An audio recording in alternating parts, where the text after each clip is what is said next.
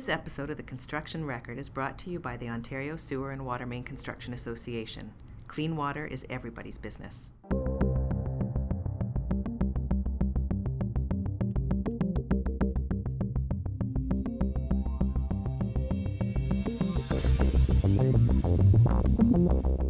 Hello and welcome to another edition of the Construction Record podcast. I'm here with Russell Hixson, staff writer at the Journal of Commerce. And Vince Versace, National Managing Editor, Daily Commercial News and Journal of Commerce. And I'm Warren Frey, Digital Media Editor with the Journal of Commerce. And Russ, you've done a whole bunch of stuff about a whole bunch of different topics, so maybe you could sort of roll right into what that's all about. Yeah, there's been a lot of action in the legislatures in BC and Alberta recently. There's a big change that's being proposed to the workers' compensation system in BC that I've been writing a lot about. They've done several reviews, and I believe they kind of were wrapping all these reviews up, and that produced some changes. And, the building trade unions say these are the most significant changes in the last 2 decades. And they say that it restores balance, and these are compromises and great changes that everyone can live with. But the sense that I'm getting from the kind of the open shop business community is they aren't opposed to making changes to the system. They say it's not perfect. There's things that could be done, but their view is that this is an overhaul of a system that they don't believe is completely broken, and they also are saying that this is poor timing. In the middle of a pandemic is not the time to overhaul your workers' compensation system. And so they're very unhappy with it. One of the things that they brought up, I was talking to Dave Bispali from the Council of Construction Associations of BC, COCA BC, and, he brought up several issues. One of them was the issue of finality. And he said that this could take away kind of the finality of decisions in workers' compensation, where you can keep dragging up old files, old cases, and just, appeal them indefinitely. And when there's no finality in these decisions, that creates, instability and uncertainty. You never know when something is closed, when it's over, when it's done. And so that was an issue. And I'll just read off some of the biggest changes. They're raising the maximum annual salary amount on which workers' comp benefits are based. They're giving powers. This is a big one too. They're giving powers to the court to issue WorkSafe BC search and seizure warrants for investigating workplace infractions, and then they're also giving the ability to have victim impact statements in workplace prosecutions and trials. It's just there's a lot. I can't go over everything in this podcast because there's just so many different things. But it's definitely a major change that kind of has people split right now. And then is the split, Russ? Sorry, I'm cutting you off. No, go ahead. Sorry, just because I think about some of the workers' comp kind of issues we dealt with in Ontario. Yeah. Is it easy enough to say that the divide and split and concerns are between owners versus labor? Yeah. Is this straight on, right down the line that way? Yeah. And the owners, I won't speak for all of them, but a lot of people I've talked to in that community say, we want to change workers' comp. We think that there's things that could be improved. It's not like they think the system is perfect. They think that this is going way too far, and it's going to put a burden on employers during a time when it's really hard, right? It's already very difficult for a lot of companies right now. And the unions say this is just restoring balance. This is just making things more even than from what they were. But this started before the pandemic, the review, if I remember correctly. Oh, right? Yeah, this has been going on for a long time. Yeah. The review has been going on for a long time. And I think, and the kind of the open shop, like owners, employers, were unhappy with the scope of what the review became, and they thought it just got way too big, way too broad. And while they were only hoping to kind of make more targeted changes, this became more of a major overhaul. Well, I'm thinking this might be a future podcast. Maybe we get a couple folks from each side to discuss this. I mean, I've barely even touched on all the changes. There's a lot, and there's even I didn't even have time to go into some of my sources about stuff that they think are really good. You know, with the business kind of employers community, there's lots of stuff that they think is good in parts of this reform. It's a really big deal in BC right now, and it's something that we're going to have to talk about more. And I think having representatives from different sections of the community would be good. Okay. And then I think we had, not similar, but we also had like a legislative story come out of Saskatchewan rather, where they have a prompt payment bill. I know you can probably provide some context for this, Vince, because of Ontario's prompt payment legislation. So they have similar legislation that is going to come into effect in Saskatchewan that they've been working on for a long time. And the construction community there, at least some of the people I've talked to, are very excited about this, because as all of us in this podcast know, prompt payment is something that the industry has been talking about for years and years and years and years.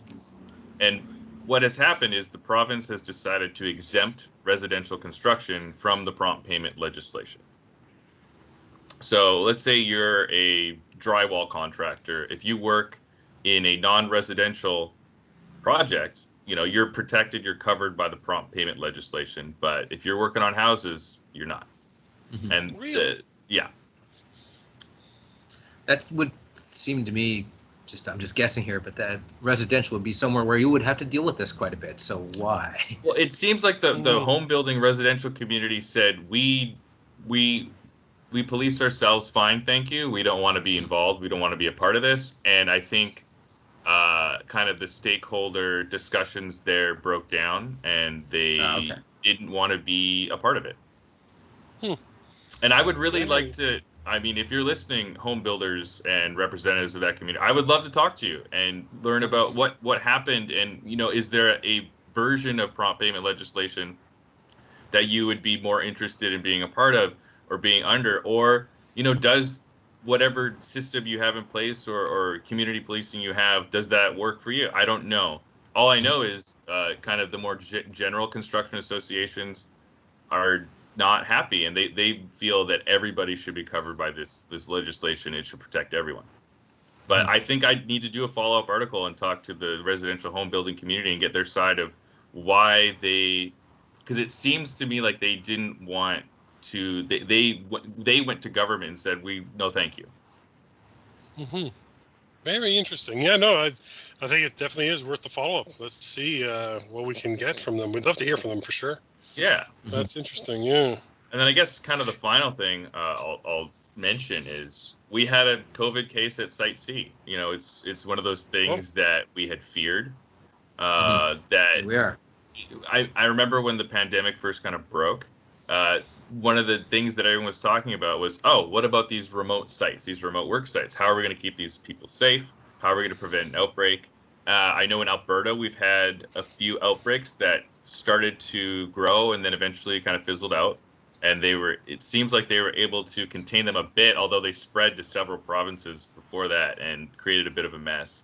But I haven't heard much else about those. But in this case, we have one confirmed case, and I believe they came from Alberta. And now I think 13 people are isolated due to a contact tracing investigation. So that's something I'm going to be checking every day to see if those numbers grow or if they have it under control. So far, only one person has tested positive, and everybody else who came in contact with that person is being isolated, or who may, whatever their contact tracing investigation yielded. So we'll see. Hopefully it doesn't spread. Hopefully they caught it, but we'll see what happens. Oh, jeez. Okay. How about you, Warren? What you got going on? Well, I've got two Vancouver things, one of which has gone out and one of which hasn't yet. One is I talked to Susan Haid. I think that's how you pronounce her name. She's one of the sort of higher-ups in planning in Vancouver. And what happened when COVID hit is they had this Vancouver plan that they sort of started the ball rolling on. And it's the first time in like 100 years it had an actual 30-year vision that they were starting to try out for the entire city and not just neighborhoods. And when COVID hit, they were like, well, maybe not. So So what they had to do was pivot and say, okay, how do we deal with all these different neighborhoods and how they adapt to COVID, and how do we integrate that into the plan, which is what they're doing. So they said short-term answers and how do they integrate into our long-term thinking. And one of the things she pointed out is how people just on their own decided, okay, we've got a sports field, it's now a place we're going to gather. Right. And so how can they see what people did on their own and integrate that into their plans? Like how can they change roads around? I wrote a previous story about corner stores and how they're very important and how they obviously have outsized importance now when you've got a senior or somebody else or you've got kids or whatever, and you need to get down to a grocery store that's in the neighborhood as opposed to having to jump in your car. That's kind of another thing they were talking about, how neighborhoods can be reoriented. At the same time, everybody was saying, this is the death of density. We can't have density anymore. And she's like, well, not necessarily. We've had this density. We've built, that's been kind of our cornerstone in the last 10, 15 years of Vancouverism. But how can we make those dense things that aren't going away safe? And how can we sort of integrate what we learned there into what we're going to do going forward? So it's interesting. Especially, and she also pointed out that I mentioned, this is not directly related to construction, but all these patios had to be sort of mandated in about a week or two so that people could have someplace to go and still socially distance. And she said, well, look at how we got that done in about 2 weeks when normally this would be a lot of back and forth. And we just had to do it. So we're going to look at that too. Like, how do we pull that off? How can we pull that off later with other stuff when necessary? Another thing I did was a story about this tower that just got approved a couple days ago. It's a 28-story tower on near Cambia and Broadway at the site of an old Denny's, which is a small town headline if you've ever seen one. And so it was originally, I think, an 18-story tower, but then in order to, if you added to the height and then added to the affordable housing, and affordable housing is a bit of a misnomer because when they announce it's affordable housing, it's for a house making 30,000 to 80,000. I'm like, 80,000 is affordable housing? Like, what the hell is going on, Vancouver? But that's a whole other topic. Anyway, some people in the neighborhood, and there's a coalition of Vancouver neighborhoods, which is a whole bunch of different neighborhoods here, and they're opposed to the tower, even though it got approved. And they pointed out, well, okay, there's this whole plan for Broadway. How does this fit into it? This thing comes up, it's the tallest tower there. Is it just this thing that sits there and is the tallest tower and kind of is an eyesore because of it? Or does it mean we got even more tall towers coming? And besides that, yes, it'll have affordable rental, but does it raise the price of all the other rental around it because it's going to be worth more? So there's all these issues that kind of got juggled around with that, and so that'll be coming out soon. And it's interesting because, yeah, every time you put on one of these towers, they go, look, we're doing affordable housing. You might be, and it might benefit them, but then how does it affect everybody else, right? So, especially in a dense area like Broadway, which they're just putting SkyTrain into finally. It's well known that it's one of the busiest or at least it used to be one of the busiest corridors, I think, in the country. Well, no, they're putting the subway in. Exactly, yeah, and so it's definitely an area that they need to do more than they have been, but you're going to run into opposition, and maybe the opposition has a point with a few of these things. I'm really curious how they're going to actually. Sorry to sidetrack. Oh, that's quite right.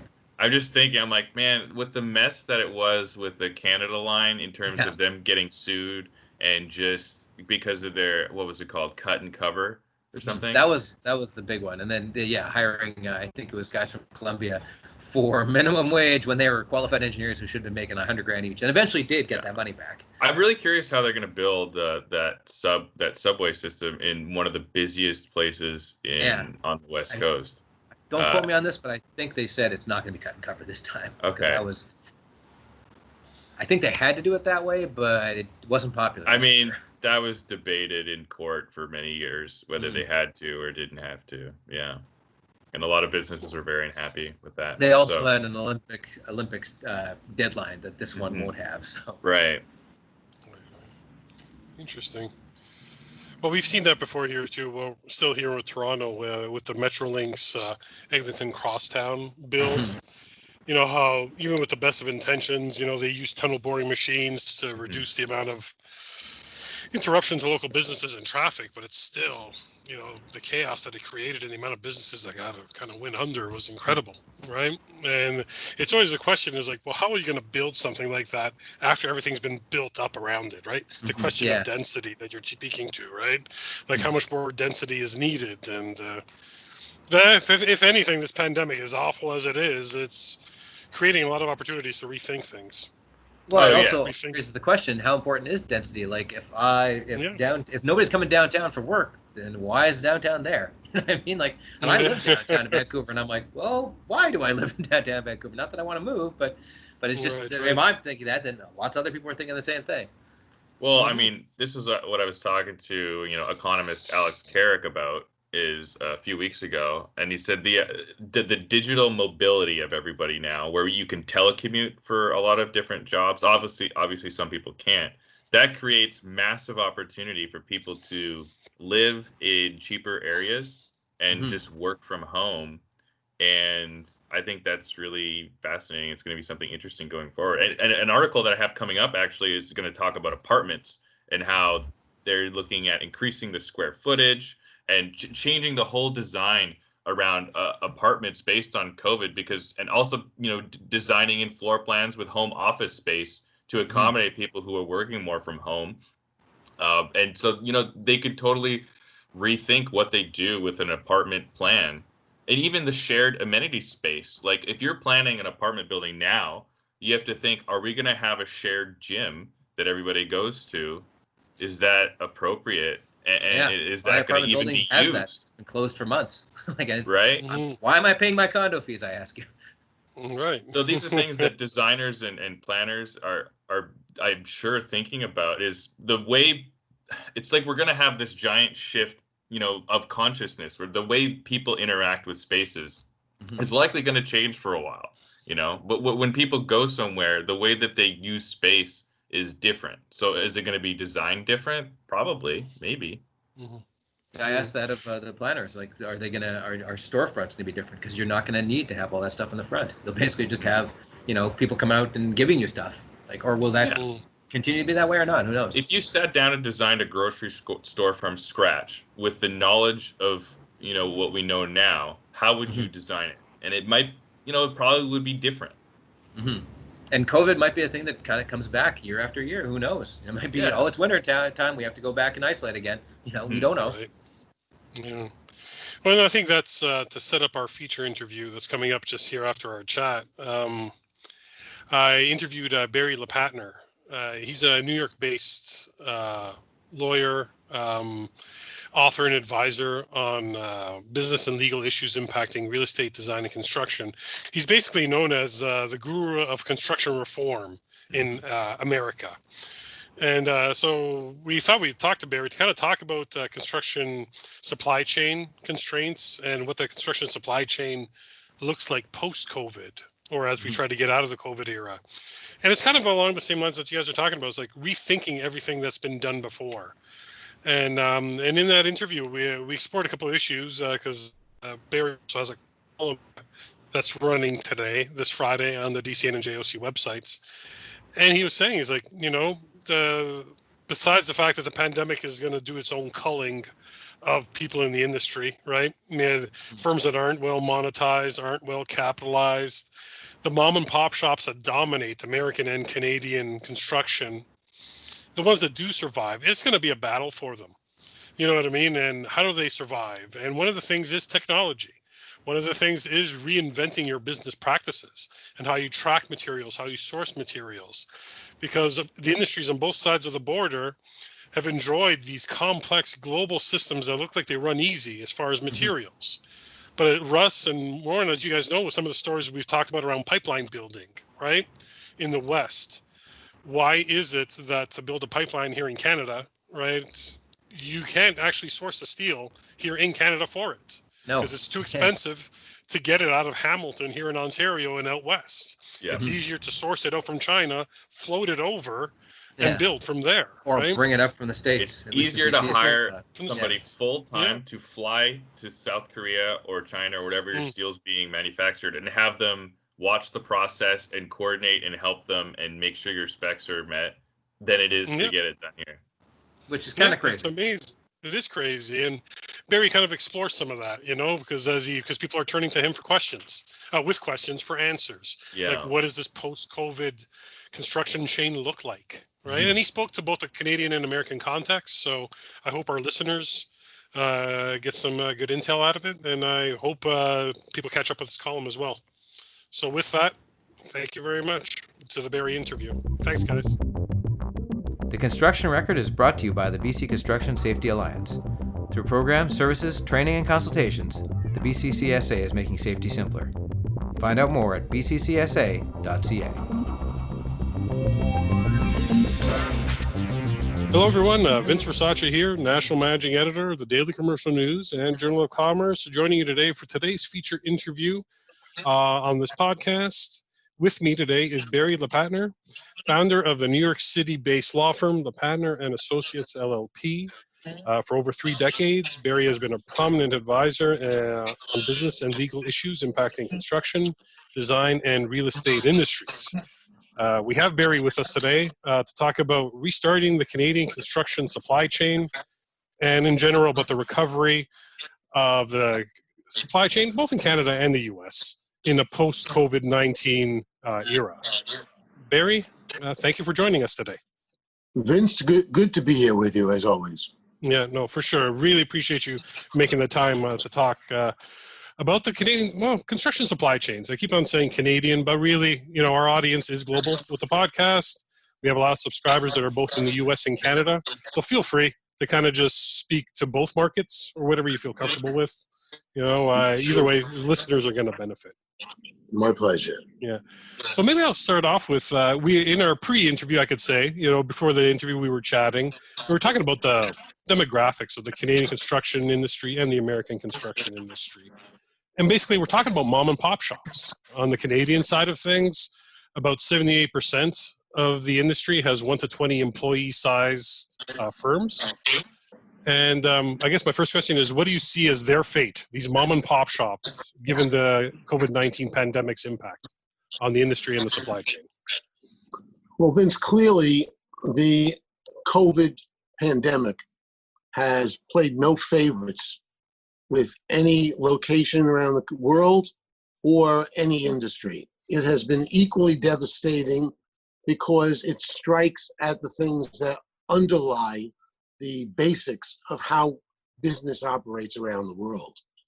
And those who have the capital, those who have the resources, those who have the widespread connections and the breadth of clientele are going to survive somewhat easily, more easily than you will those that are medium and small-sized operations.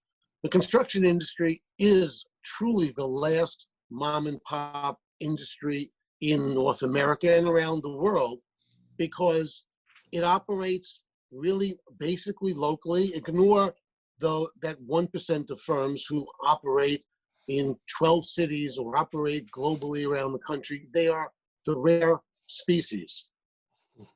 91% of all contracting firms, whether it's in Canada or the United States, are made up of firms that have 20 people or less. 84% have 10 people or less. So we're talking about small operations that have little capital put on the side as reserves for bad times. They don't have those resources. They don't have the resources to invest in the latest technology. And they live essentially from project to project and paycheck to paycheck because that's the nature of small business. And we have seen that the global demand for construction is largely halted. There are things going on, but they're going on sporadically. They're going on in ways that are slower because of how we're forced to do business to attend to the nature of the virus. But the demand has dropped such that the Conference Board of Canada has said that by the end of 2020, exports in Canada are going to be down 14.3%. Investment by the private sector is going to be down over 11%. And these are the realities that are confronting the small businesses that now have to figure out how to one day restart, hopefully, and how are they going to get back into a normal business cycle. And you mentioned that in a column that we're going to be running of yours, which is appearing today on Friday when this podcast comes out. And you mentioned something about asserting greater control and accountability over the supply chain for their projects. for some of these firms, right? To help avoid major surprises and adverse impacts to their project budgets and schedules. This is it is the challenge, right? Because we're back to this mom and pop shops, innovation, lack thereof in construction. It's kind of a really bad formula, post-pandemic, for them to find some survival, it seems. Well, think about the evolution of construction projects over the last 25 years.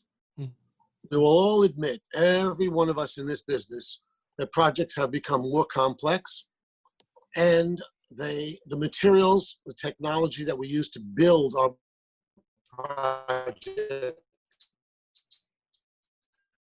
that are global in nature. So what does that mean? There are thousands of products, materials that go into every construction project of any size. And the statistics across the board are 30% of those products are being purchased at a minimum outside of North America. And largely they're from Asia.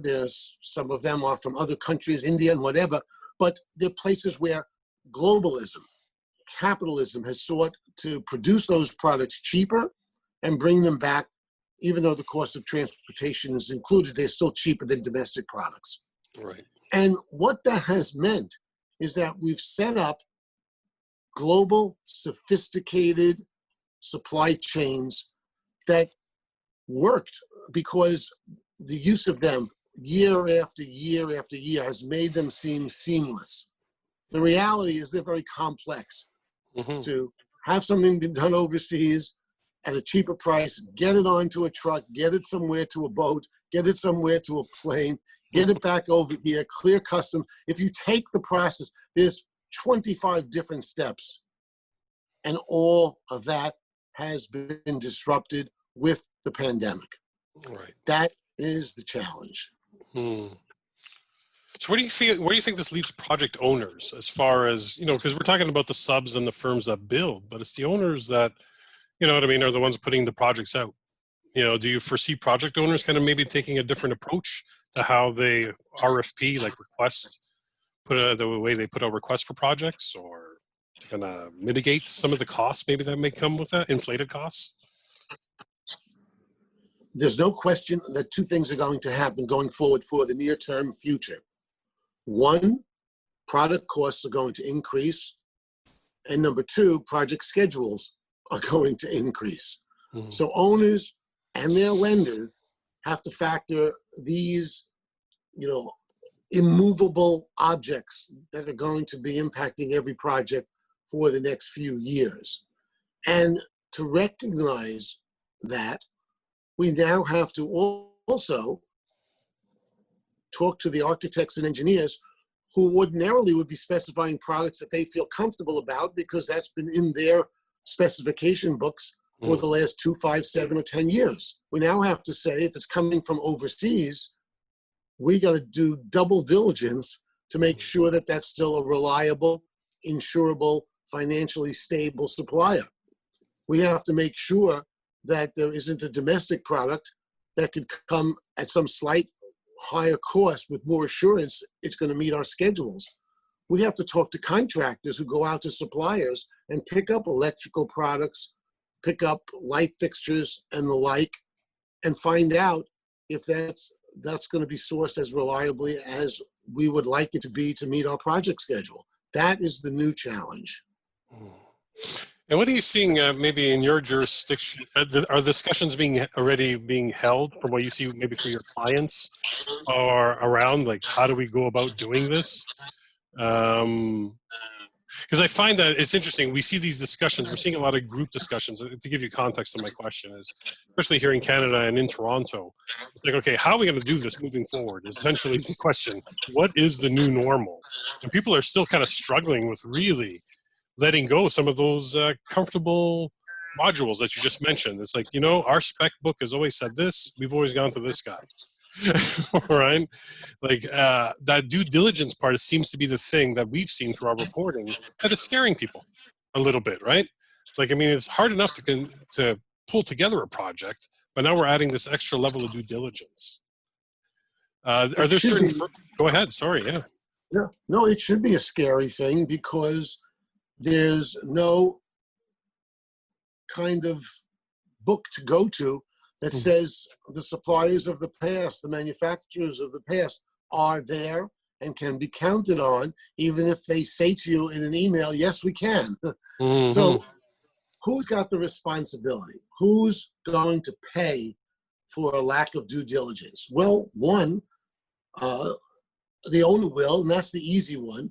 But think about this. If you have a general contractor who's working on a fixed price to build a school, if you have a construction manager who's supposed to build an office tower, they're promising some kind of budget cost that they're expected to deliver the project within that. Check out their sources. Who is actually able to deliver materials to meet my project workflow and my schedule? Who is in a position to not let me order a product, find out 3 months later they say, no, we can't deliver it that without a substantial increase? Who is going to assure me that they can get suppliers, truckers, warehouses in line to store my products initially before they're installed? The due diligence today has to be inordinately much higher than it was 5 months ago and in the years past. It is a challenge because when you look at for both owners and the design construction teams, you actually in the column kind of list out some of the things that they're going to need to do. Kind of like say you state paying enhanced attention to increased needs, flexibility for deliveries, domestic versus foreign. But what I liked was this one note, if I can just say, is that preemptively reach out to key suppliers to determine their actual ability to deliver materials to meet project workflows and schedules. That's what you just spoke to, right? Actually getting that assurance. And being able to rely on it is a separate one. Yeah. So just look. In many, many cases, Vince, right, many of these small businesses, suppliers, truckers, people who are distributors who collectively deal with many, many different manufacturers of electrical equipment and so on, they have largely been put out of business because there has been no project that has readily kept them in business. They need lots of projects, and most projects have been halted or slowed down. So they now need to reopen. They may or may not need to restock. They may be asked now, I can't rely on all of those overseas distributors that you have stored products on because the owners no longer want to rely on that. Where is the level of assurance? What reliance should the construction manager, should the subcontractor, and the owner have on those assurances? And what does it mean if they're not good assurances in the course of my year and a half to build that project? What's it going to mean? And it's funny, you mentioned in the column, and we were talking about it as well, it's the innovation in the industry. Like some people may say, like, look, technology could help with some of this, some of the tracking of products digitally, tracking schedules better. But we're back to kind of the question even pre-pandemic. Some firms would never really monetize or capitalize well enough to adopt some of this technology, right? So is it the case that now post-pandemic, whenever the post-pandemic time does arrive, that the survivors are going to be the ones that are ready to take on the new normal? I know it's a question I'm asking you in hyperbole. It's kind of a hypothetical, but it is a question that this industry is going to have to grapple with. How do we adopt technology at the same time as we adopt new processes? Challenging for mom and pop shops, correct? Well, I'm going to throw out a challenge to everybody in this industry because that's the nature of what I do as an advisor. This is the perfect opportunity for small and medium-sized firms to use this time to reset the way they do business. Because if you study what was time-consuming, what is inefficient, and what has held you back in the past, you can identify specific parts of your business that technology can make the difference on. And when we get back to some new sense of normal, and that will not be until mid to late 2021, that's the truth, and you have to get used to that if you're in shock over what I just said.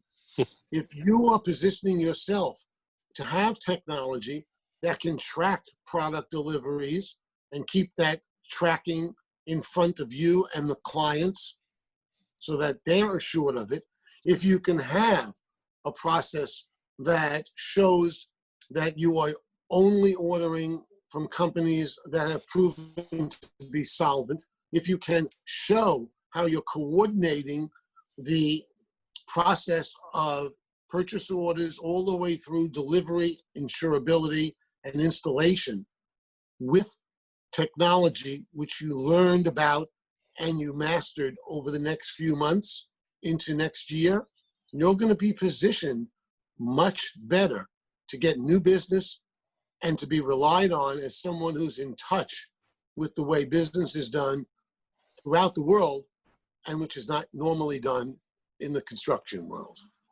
Do you have any kind of closing message for the industry as we wrap up our conversation here, Barry? We're going to get past this very difficult time, but our eye should be kept on how we're going to be positioned to take that new business. And it's going to look to the younger people in our organizations who are already working with technology and want to expand it, and looking forward to how we're going to create the relationships that are going to allow us to grow into the areas that we specialize in. That is what the future is all about. That's a great point, Barry, and I really appreciate you taking the time to speak with us today and kind of give some critical intel to folks in the industry about what they can expect as far as supply chain and the future in construction.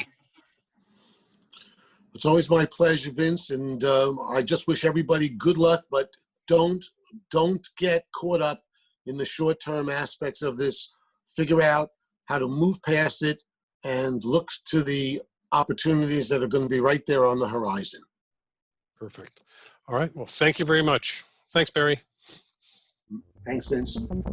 This episode of The Construction Record is brought to you by the Greater Toronto Sewer and Water Main Contractors Association. Clean water, our goal, our future.